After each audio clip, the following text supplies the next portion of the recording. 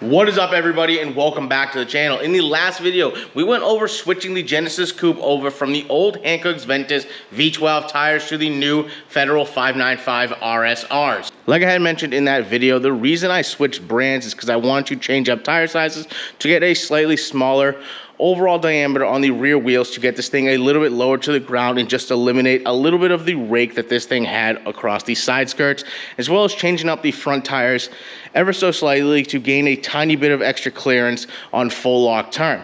Now, in that video, everything that I mentioned worked out absolutely perfectly, and I also said at the end of that video that I was hoping in today's video I would be able to get this thing out on the road and give this a quick test drive. Now, unfortunately, the weather has kind of put a delay and damper on my plans of giving this thing a test drive this week because it has been raining for the last few days and is going to continue to rain up until the end of this week. And quite frankly, I just do not feel like driving this thing in the rain right now. I barely want to drive here in the Santa Fe in the rain because driving in the rain just overall sucks. Now, I just want to make this very clear.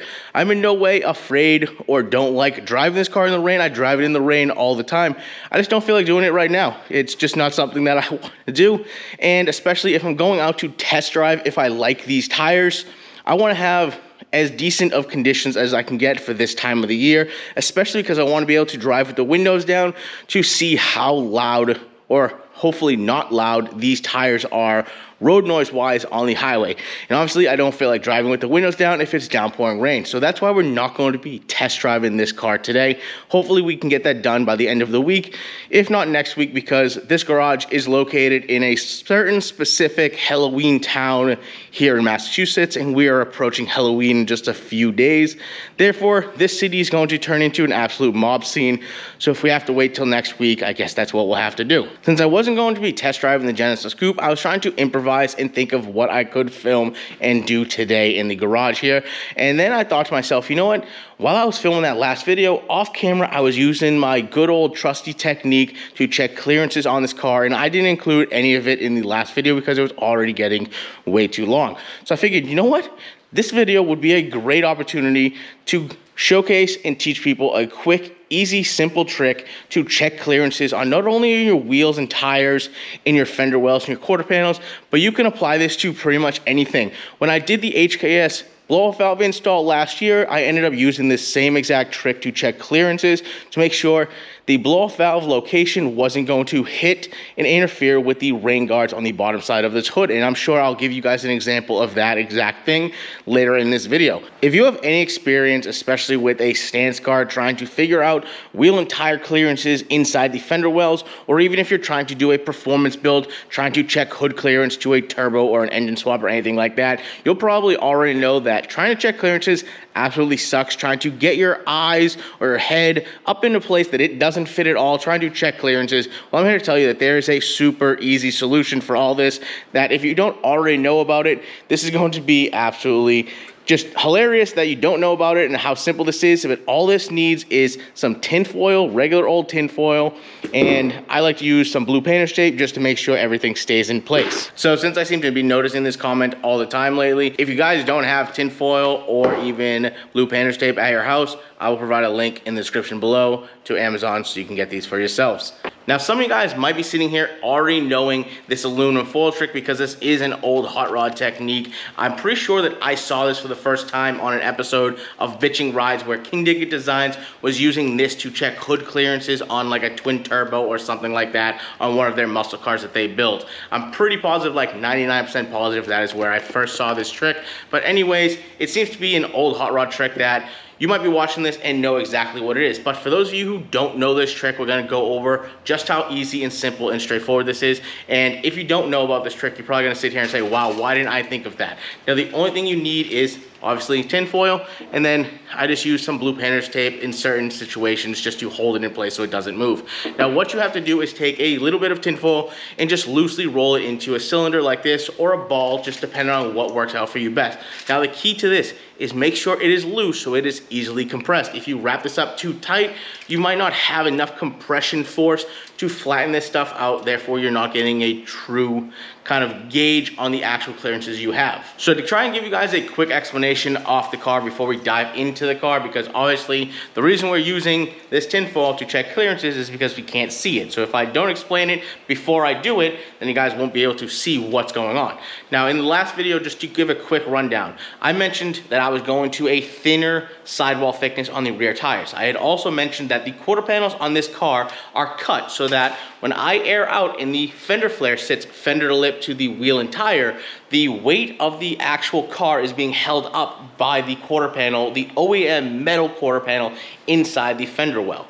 So obviously if I'm going to a thinner sidewall height, that's going to change the ratio of the body of the car bottoming out on the tire when the fender flare sits fender to lip. So if I get too thin of a sidewall thickness for this cut line, that means that I'm going to effectively be crushing the fender flare on the wheel and tire before the body is holding up the weight of the car. So that's why this was a super crucial thing to check in my specific case. Now to show you exactly how this works off the car, it is super simple. All I do is take my loosely rolled up tin foil just like this, use some of the blue painter's tape to tape it in place on the tire, and I'll show you exactly how I place it on the tire in just a second. But like I said, the OEM body of the quarter panel is supposed to bottom out on the tire. So if we take my little scissor fingers here and emulate body and tire, you can see that if we just sit there and press it down, we get a nice spot where the tin foil fully compresses. Now, if this stuff fully compresses like it just did right there, that obviously means that in my case, I have zero clearance, which is exactly what I want.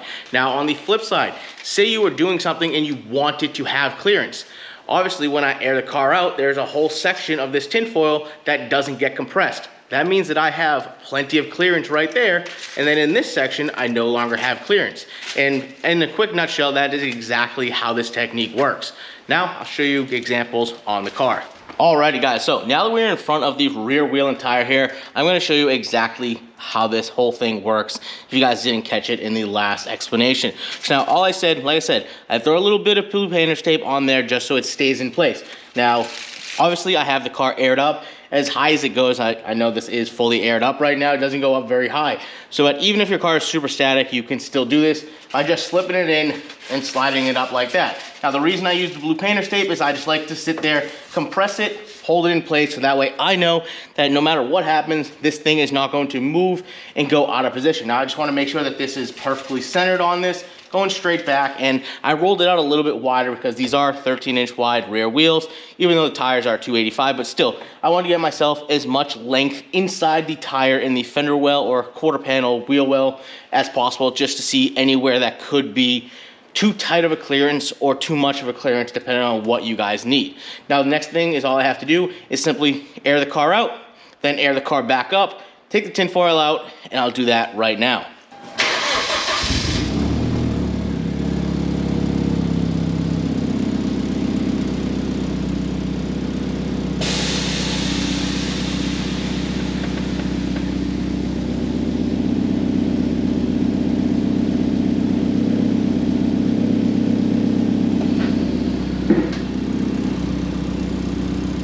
Alrighty, so now that the car has been aired out and aired back up, we have effectively bottomed out the OEM quarter panel on the rear wheel and tire here. We can go ahead, peel the blue painter's tape, pull the tin foil out, and we can see that this got fully compressed right there. Now we just use the tinfoil method to double check that we are bottoming out the OEM body properly on the tire and not crushing our fiberglass fender flare. What if you were looking for the exact opposite and you wanted to make sure you have plenty of clearance where you need it? For example, on this front wheel and tire, when we air this car down to ride height, we want to make sure that we have plenty of clearance so that we have full lock turn on these front wheels.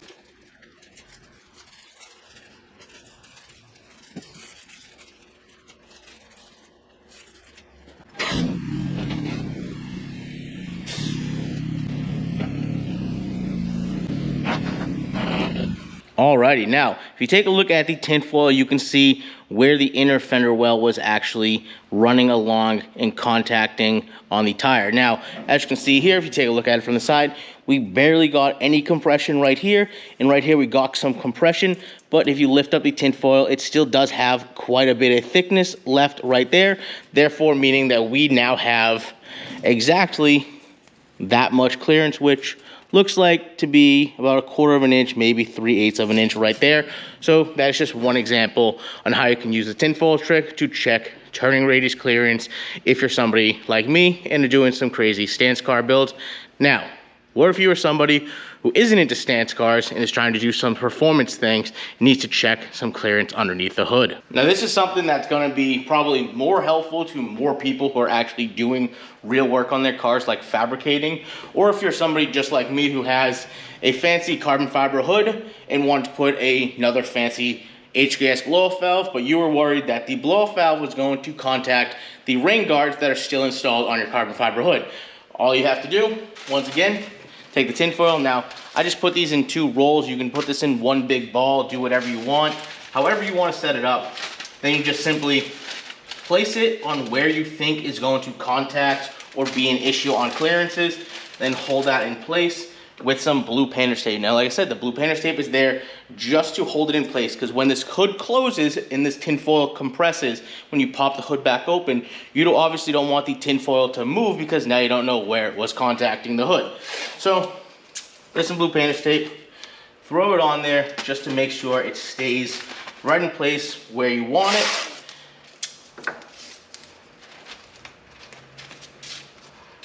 Just like so. Now, I probably shouldn't have to mention this, but I will. If your engine is hot, don't put the tape on the hot engine. My engine has been cooled down since the last clips. Don't worry. Also, make sure you take the blue painter's tape out of the engine bay when you close your hood. Now, simply just close your hood, press it down, fully latch it, go back over here in the car, open up the hood.